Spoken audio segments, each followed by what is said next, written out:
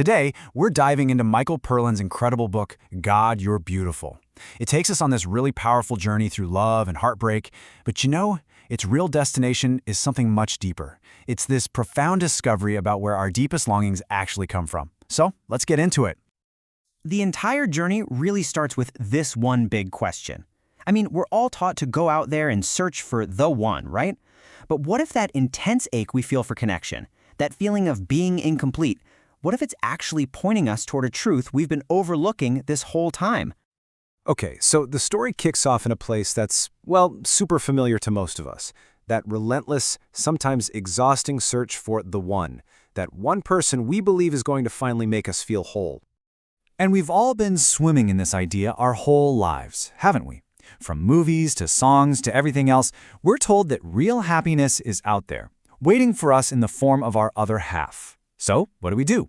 We project all our hopes, all our dreams onto another person, totally convinced they hold the key.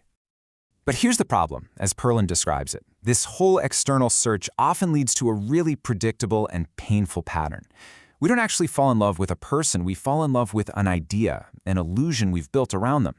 And when that illusion inevitably comes crashing down, the heartbreak is just immense, because it honestly feels like a piece of ourself has died. But after you go through this painful cycle enough times, something can happen, a really critical shift. The search for answers stops looking out there, and it finally turns inward. And this is the pivot point of the whole journey. And boom, here it is, the big aha moment. The realization that the pain didn't come from losing the person, but from the collapse of our own projection. We were grieving an illusion that we ourselves created. And there's a wild kind of relief in that, a freedom in finally understanding where the pain was really coming from. And this leads to a super important distinction. The author argues that the real issue here isn't love, it's attachment. It's that thing we do where we ask another person to carry a longing that was never theirs to carry in the first place, a need that's truly our own. That's attachment, and it's just disguised as love. So this is the question that just flips the whole script. Once that outward search has failed, a new, much deeper investigation begins. If this endless desire to love and be loved isn't really about another person, then what is it about? Where is its true source? And turning inward, asking that question leads to a completely new understanding of love. It stops being about a transaction between two people and starts becoming this deep, spiritual connection with the divine itself. This right here is the core transformation. The old search, chasing love in another person, becomes this new discovery. It was a longing for union with the divine all along. Seeking a soulmate out there is replaced by finding the beloved within you.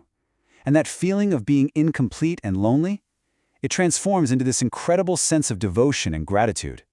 That is just such a beautiful way to put it, isn't it? The ache we feel wasn't for a boyfriend or a girlfriend. It was the soul's deep, ancient memory of its connection to the source.